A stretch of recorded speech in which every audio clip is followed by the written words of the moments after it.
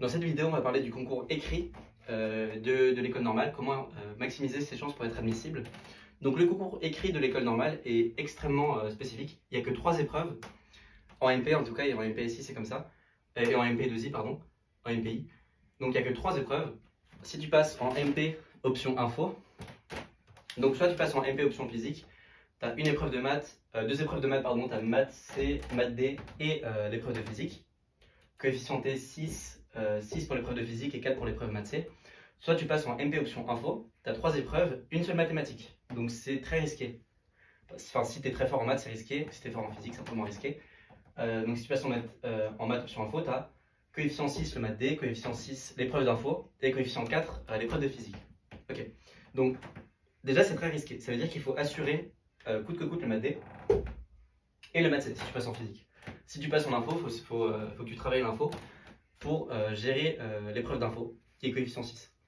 Donc, les épreuves de l'ENS, c'est très différent de l'épreuve de Polytechnique. L'épreuve de Polytechnique, tu peux le faire un peu la tête dans le guidon, en traitant une question puis l'autre, sans trop regarder ce qui se passe. Avec les épreuves d'UM, c'est important d'avoir du recul. Donc, en général, je te conseille de le lire. Pas forcément le sujet en entier, mais au moins la partie ou les 2-3 questions qui suivent. Surtout si tu vois une question, tu comprends pas vraiment l'intérêt, enfin tu comprends pas pourquoi elle est mise là, tu comprends pas les hypothèses, ce genre de choses. Lis la suite du texte, ça va donner du recul sur cette question, ça va te montrer ce qui est important à montrer dans cette question, et ça va te permettre de cerner plus les enjeux.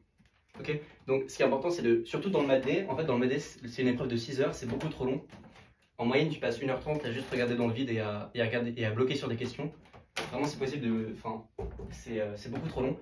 Donc, si tu peux prendre quelques minutes pour lire le sujet, avoir du recul, et pas essayer de te lancer dans des preuves qui vont pas marcher. Parce que si tu fais une preuve qui marche pas, tu sors de l'esprit du sujet, tu es en train de prouver des choses qui sont complètement différentes. Ta fausse preuve, elle va t'emmener dans d'autres fausses preuves par la suite, parce que c'est un sujet qui. Enfin, c'est des sujets en général qui utilisent les questions d'avant, mais aussi les preuves des questions d'avant, pour mieux comprendre le sujet.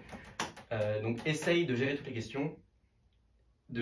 Passe un peu plus de temps aux épreuves de Polytechnique parce que tu as du temps en maths D et prends du recul sur le sujet. Voilà, ça c'est le maths D. Pour le préparer, ce qu'il faut que tu fasses, c'est t'entraîner tout seul. Enfin, si ton prof organise des sessions de maths D, c'est super. Sinon, il faut que tu fasses au moins 2 ou 3 fois des entraînements de maths D de 6 heures, juste pour t'entraîner à pouvoir rédiger pendant longtemps. Parce qu'il faut être efficace pendant les 6 heures, au moins un minimum, et donc c'est important de s'entraîner. Le maths C, c'est différent. Le maths C, c'est beaucoup plus classique, ça ressemble aux épreuves de Polytechnique. Il faut rédiger vite au maths C, parce qu'en général, il est beaucoup trop long. Et donc, je te conseille de faire beaucoup de sujets pour t'entraîner à rédiger vite et à traiter les questions de manière automatique. Ça, c'est le plus classique, le maths C.